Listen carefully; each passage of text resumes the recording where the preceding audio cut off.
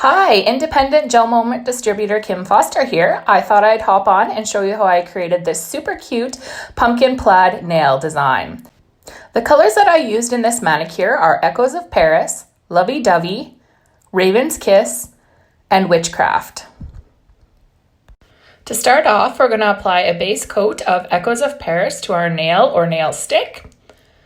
And then we'll do a complete 45-second cure or 60-second, depending on which GelMoment lamp you're using.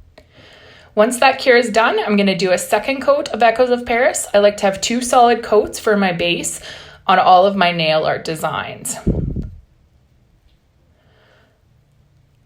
Once again, we'll do a full cure. For the next step, we're going to use Lovee Dovee to paint the pumpkin at the bottom of the nail. You want to do it a little bit on the thicker side just because you want to have fairly consistent coverage. Not quite halfway up the nail. Do a full cure. And then we'll just do a second coat on it to give it some nice coverage. Now you want to kind of mound it up a little bit on the top. It doesn't have to be hugely, but you are kind of creating that pumpkin shape. Next, you'll do another cure. After your cure is completed, you're going to take a medium striping brush or any striping brush. This is the one from my GelMoment Creativity set, and drag it through whatever color you're using for the plaid. You're going to now do the vertical lines for your plaid color. I'm using Witchcraft in this design. I am wanting it to be fairly wide stripes going down, so I put a little bit more on my brush than I would normally when doing line work. And this just helps it flow nicely as I'm going down. I'm going to then put another one on. I spaced them out because you are going to go in and draw the pumpkin lines as well, so I thought it was too messy and confusing if you had too many plaid lines. So I'm only doing 2 going down, and then I'm doing 2 going across when we move to the next step. You want to make sure that you are taking it completely off the nail so that it looks like the pattern is continuing.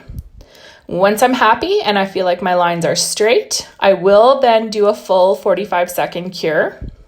We're now going to draw our horizontal lines across. You'll notice when I do this that I start at one edge of the nail and I just rotate the nail as I'm working. So I'm not really moving the brush, I'm just turning the nail. This helps to keep my lines nice and straight. Make sure that your horizontal lines are the same width as your vertical lines. And it just takes some time and some patience just to make sure that everything is nice and even and straight. Now, once that's done, you want to draw in your second line, and it's super important for me that you continue your pattern off your nail. So even though it's not going to be the same width or thickness, you want to make it look like there is another stripe that is going at the very bottom of the nail. So I'm just adding my purple to it. This just makes everything look nice and even. Once I'm happy with that, I will do a complete cure. Now I'm just going to cleanse my striping brush with one of our cleanser pads because I'm going to go in with Raven's Kiss to do the cross hatching on our plaid design. I've zoomed it in for you. You want this to be a little bit thinner, and you're just drawing diagonal lines at the cross points where the vertical and the horizontal lines go. Make sure you also add to that bottom purple stripe, even though it's really little, because you want that pattern to continue.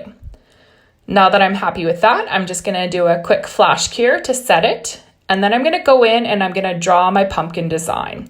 So pumpkins are rounded, and you want to kind of make it sort of a heart shape at the top.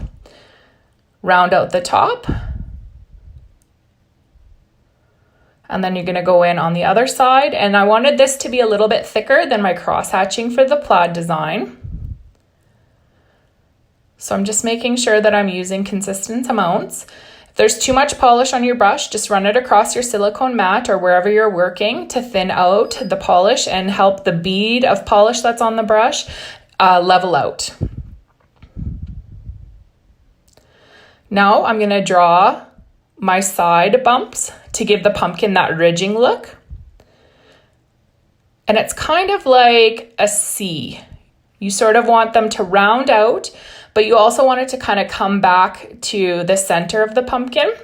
And then 2 more lines in the center as well for more ridging. Now I'm just going back and retracing to thicken up the lines, give it some more definition.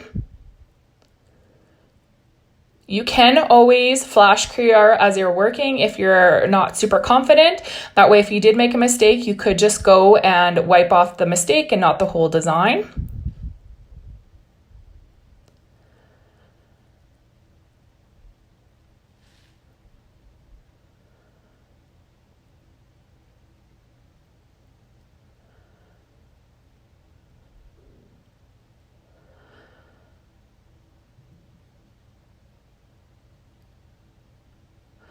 Now that that's been completed, I'm going to do a full 45-second cure.